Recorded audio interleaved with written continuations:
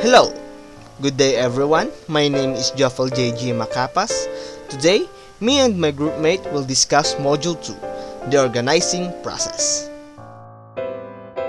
Before we proceed to our main topics, let's discuss organization. Organization are groups of people with ideas and resources working toward common goals. The purpose of organizing function is to make the best use of the organization resource to achieve organizational goals. There is formalized organization. It is an important aspect of structure. It is the extent to which the units of organization are explicitly defined and its policies, procedures, and goals are clearly stated. Formal organization can be seen and represented in chart form. An organization chart form displays the organizational structure and shows the job titles, line of authority, and relationships between departments. If there is formal organization, there is an informal organization. It is the network, unrelated to the firm's formal authority structure, of social interactions among its employees. The supervisor must realize that the informal organizations affect the formal organization, identify the roles members play within these groups, and use knowledge of the groups to work effectively with them. Now, let's proceed to our main topics. Organizational structure. Organizational structure is the formal decision-making framework by which job tasks are divided by group and coordinated. If you look on the left side, that is the example of structure or organizational structure. But later on, we will see and discuss a different structure or organizational structure. Twofold system, mechanistic structure versus organic structure. The mechanistic structure. The mechanistic structure is the traditional or classical design, commonly in many medium and large-size organizations. Mechanistic organizations are somewhat rigid in that they consist of very clearly delineated jobs, have well-defined hierarchical structure, and rely heavily on the formal chain of command for control. According to Max Weber, bureaucracy is a form of organization characterized by a rational, goal-directed hierarchy, impersonal decision-making, formal controls, and subdivision into managerial position and specialization of labor. In a tall structure, people become relatively confined to their own area of specialization.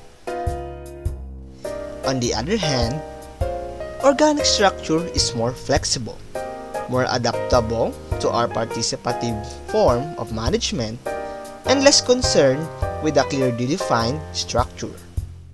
The organic organization have a flat structure with only one or two levels of management, and flat organizations encourage high employee involvement in decision. The contingency organization means that the most appropriate organization structure for each situation depends upon technology, organizational size, goal and strategy, environmental stability, and characteristics of the employees. Good day everyone, I am Rian Baudilla and I am here to discuss the organization design and organizing function. So let's go first in the organization design. In designing an organization, it involves choosing a structure that will enable the company to effectively achieve its goals. Here we will discuss different types of organization design. First is the functional organization. These are the functions or divisions arranged traditional organizations. In this kind of organization, authority is determined by the relationships between group functions and activities. So here economy is achieved through specialization. But the disadvantage of this is the organization risks losing sight of its overall interests as different departments pursue their own goals. It is similar or related occupational specialties or processes together under the familiar headings of finance, manufacturing, marketing, accounts receivable, research, surgery, and photo finishing. Next is the divisional organization. Corporate divisions operate as relatively autonomous businesses under the larger corporate umbrella, but this may not be related in a conglomerate organization. Divisional structures are made up of self-contained strategic business units that each produces a single product. The risk of this is a tendency to duplicate activities among divisions. Next here is the matrix organization. In here, teams are formed and team members report to two or more managers. It is form that allows the organization to take advantage of new opportunities. Matrix structures utilize functional and divisional chains of command simultaneously in the same part of the organization, commonly for one-of-a-kind projects. This structure assigns specialists from different functional departments to work on one or more projects being led by project managers. Matrix organizations are particularly appealing to firms that want to speed up this decision-making process. It is used to develop a new product to ensure the continuing success of a product to which several departments directly contribute and to solve a difficult problem.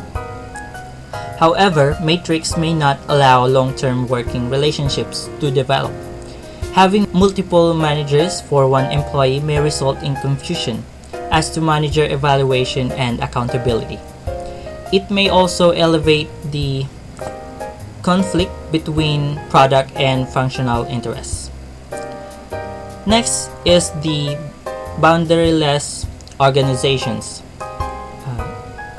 These are not defined or limited by horizontal, vertical, or external boundaries imposed by a predetermined structure.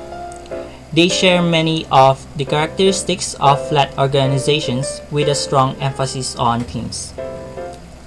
Cross-structural teams dissolve horizontal barriers and enable the organization respond quickly to environmental changes and to spearhead innovation. Boundaryless organizations can, for the relationships such as joint ventures, intellectual property, distribution channels, or financial resources with customers, suppliers, and competitors. A boundaryless environment required by a learning organization. So what is learning organization? It is the one that is able to adapt and respond to change. This design empowers employees because they acquire and share knowledge and apply this learning to decision making. So now we are going to the organizing function.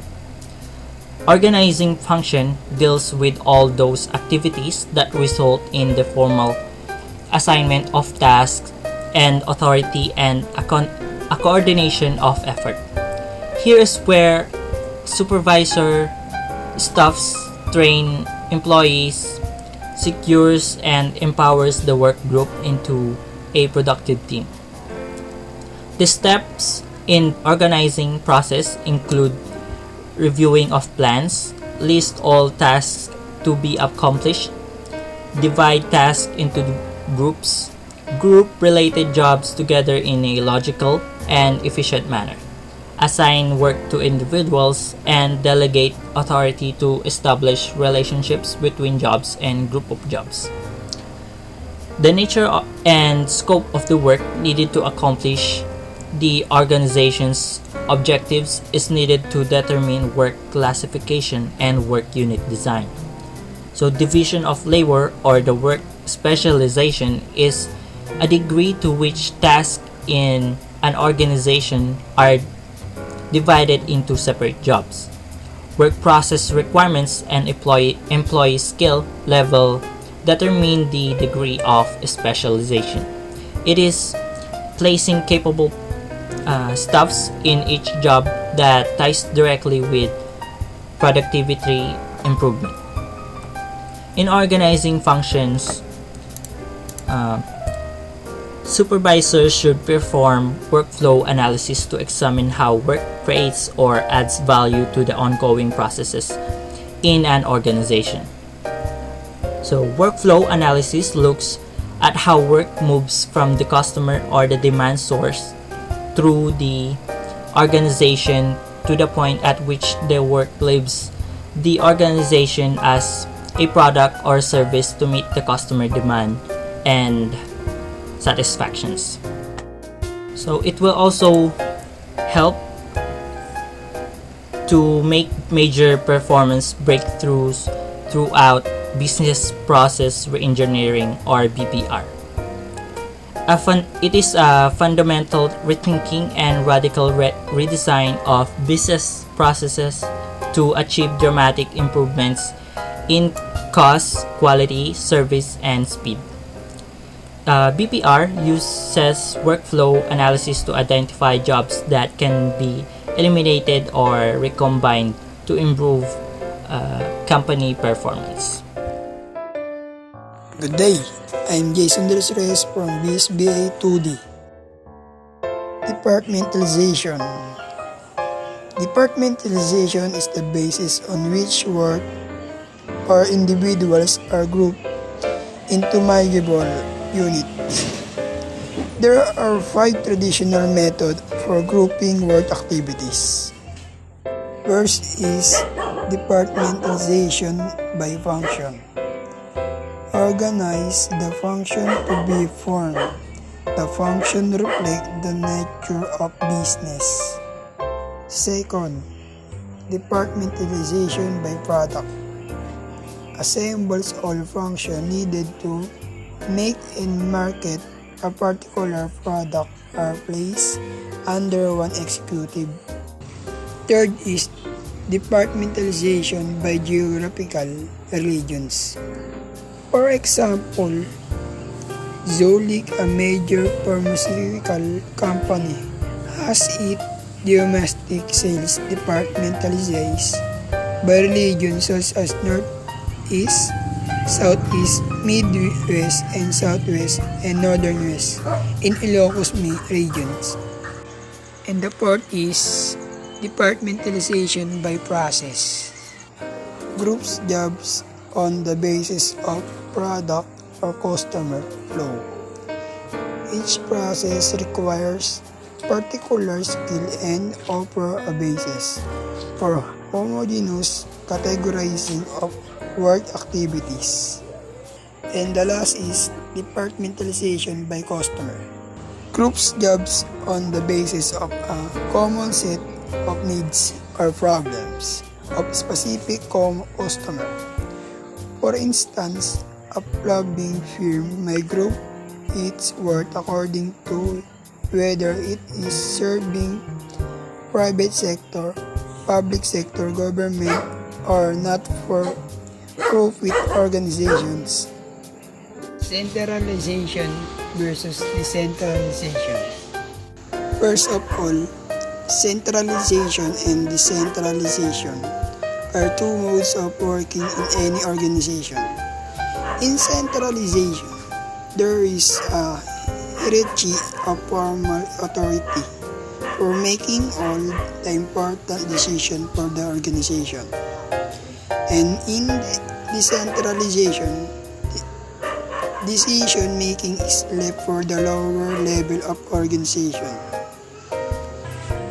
In centralization or centralized organizations, strategic planning, goal setting, budgeting, and talent deployment are typically conducted by a single senior leader or leadership team. In contrast, In decentralization or decentralized organizations, formal decision-making power is distributed across multiple individuals or teams.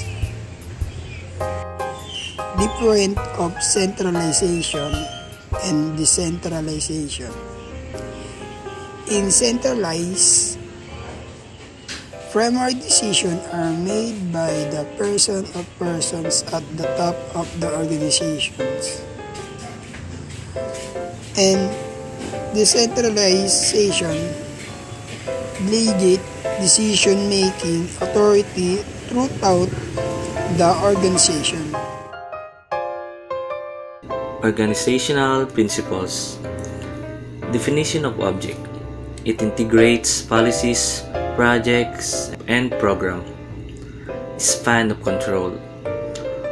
Organizational units are used because of the limitation of both human ability and time. Chain of command. The formal identification of who reports to whom within the organization is known as a chain of relationship. Unity of command. Unity of command principle that an employee should be directly responsible supervisor. Division of work. Division of work specialization produces more and better work with the same effort. Authority and responsibility. Official authority deriving from the office and personal authority created through individual personality. Discipline. Obedience and respect between a firm and its employee based on clear and fair agreements is absolutely essential to the functioning of any organization. Unity of direction. Organizational activities must have one central authority and one plan of action. Subordination of individual interest to general interest. Interest of one employee or group of employees and subordinate. Remuneration of personnel. The rate of remuneration is dependent of the value of the services rendered as determined by employment market. Centralization. The objectives of centralization is the best utilization of personnel. Scalar chain. While needle departure from the chain of command should be discouraged using the Gangplank principle of the direct communication between employee can be extremely expeditious and increase the effectiveness of organizational communication. Order. Organizational order for the material for personnel is essential. Equity. Organizational equity is a combination of kindness and justice. Stability of tenure of personnel. Order to attain the maximum productivity of personnel. Initiative. At all levels of organizational ladder, and zeal and energy on the part of employee are augmented by initiative. And the last, Esprit de Corps, creating work team and using extensive face-to-face verbal communication and courage.